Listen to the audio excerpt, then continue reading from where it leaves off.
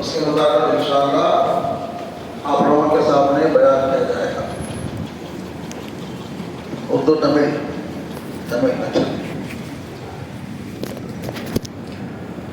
بزرگان محترم،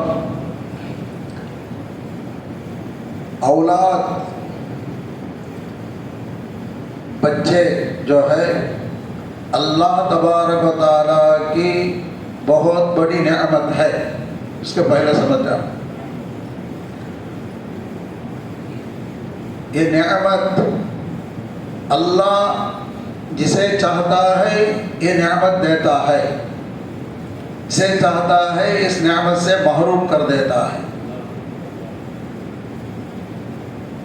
اللہ تبارک و تعالیٰ اولاد کے بارے میں قرآن شریف میں فرماتے ہیں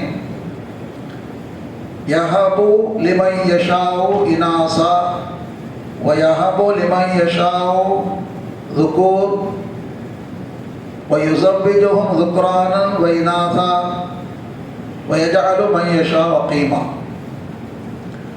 اللہ تبارک و تعالیٰ اولاد کے بارے میں فرماتے ہیں یہ اولاد جو ہے اللہ کے طرف سے گفٹ ہے، انعام ہے. عربی میں انعام کیا بولتے ہیں؟ ہبا. اردو میں نعمت، انگلش میں کیا؟ گفٹ. یہب کے معنی ہبا، گفٹ.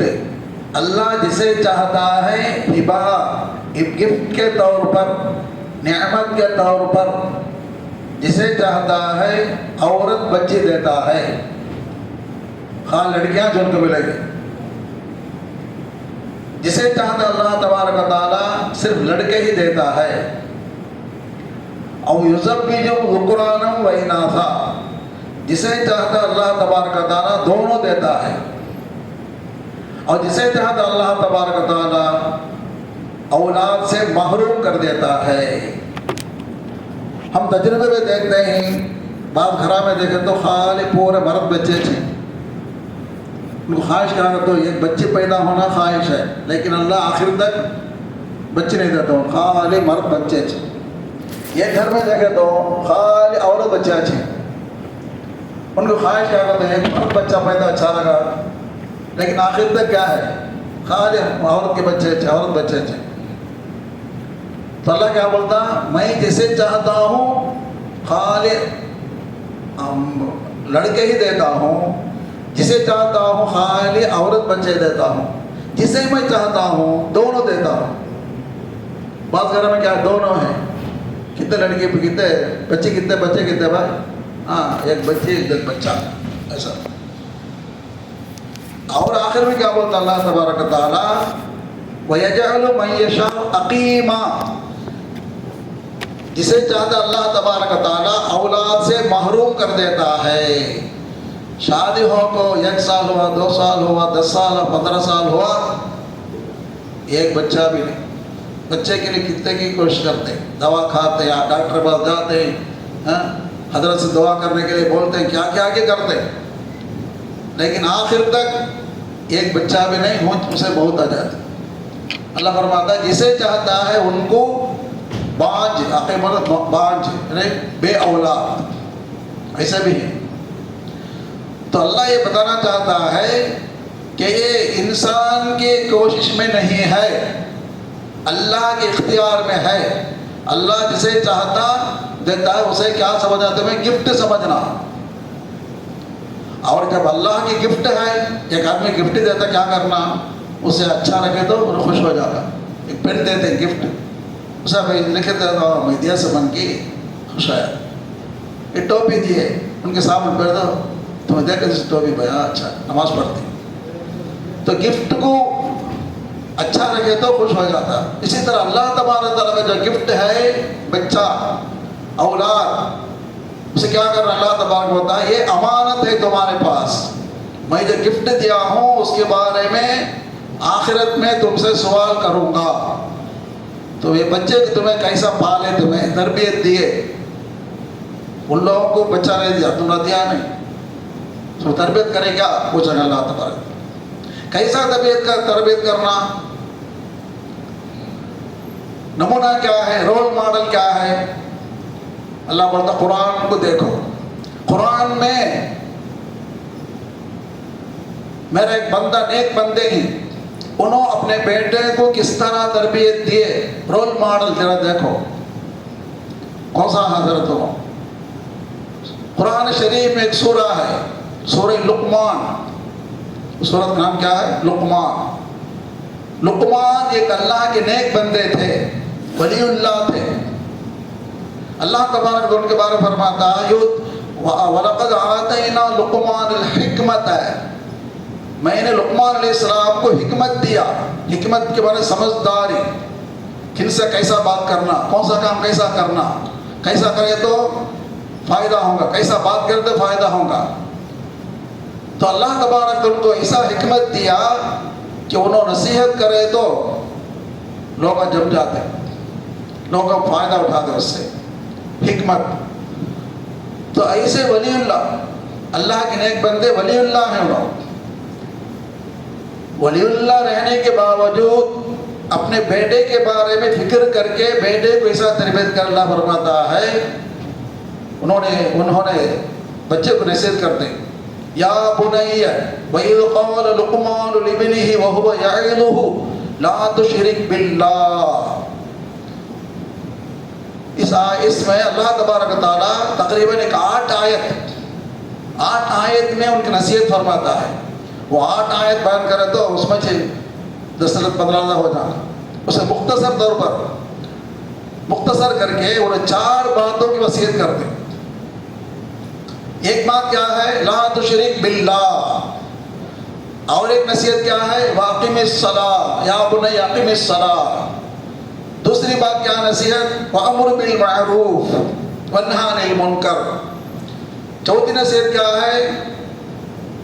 وقصد فی مشیک ولا تمشی فی الارض مرحا۔ یہ 4 وصیت ہے۔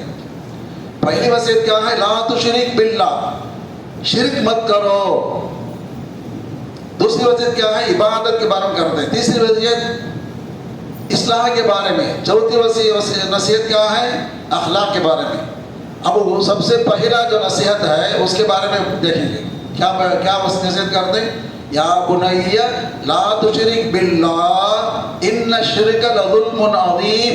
اے میرے بیٹے، تمہیں کبھی شرک مت کرنا، شرک کرنا بہت بڑا ظلم ہے۔ کون بولتے ہیں؟ ولی اللہ کے بیٹے، ولی اللہ ان کے بیٹے بارے میں کیسا ہوا؟ ڈرتے انہوں بولے تو ولی اللہ ہو، نبی ہو، رسول ہو، اپنے بچوں کے بارے میں اللہ فرماتا ہے کہ اہتمام کرو، ان کے بارے میں فکر کرو، کہیں ایمان سے باہر نہ ہو جائے، ان کے ایمان میں خطرہ نہ آ جائے۔ ولی رہتے برابر، نبی رہتے برابر۔ آپ کو معلوم ہے قرآن کریم میں نوح علیہ السلام کے بارے میں اللہ فرماتا ہے نا، نوح علیہ السلام کے ایمان لانے والے چند لوگ ایمان لائے،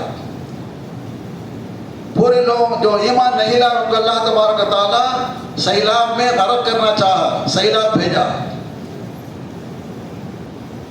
تو اس سیلاب میں غرق ہونے والے، ڈوبنے والے نوح علیہ السلام کا بیٹا بھی ہے، انہیں بھی ایمان نہیں لایا، انہیں بھی غرق ہوگا۔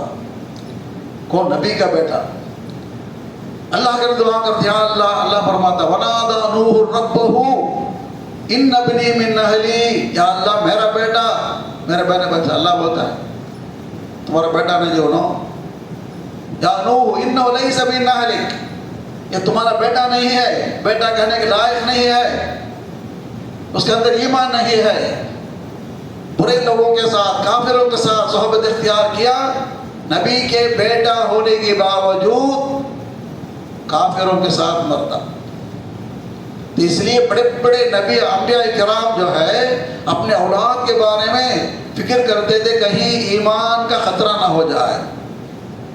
ابراہیم علیہ السلام کتنے بڑے نبی ہیں، اللہ فرماتا ہے ابراہیم علیہ السلام کے بارے میں إِنَّهُ كَانَ حَنِيفًا مُسْلِمًا وَمَا كَانَ مِنَ الْمُشْرِكِينَ۔ ابراہیم علیہ السلام خالص پیور مسلمان ہیں۔ کیسے مسلمان؟ حنیفہ مسلمہ، بولے تو حنیف کہتا ہوں پیور، جیسے گولڈ پیور ہوتا ہے ایسا پیور مسلمان۔ وہ مشرک نہیں ہیں.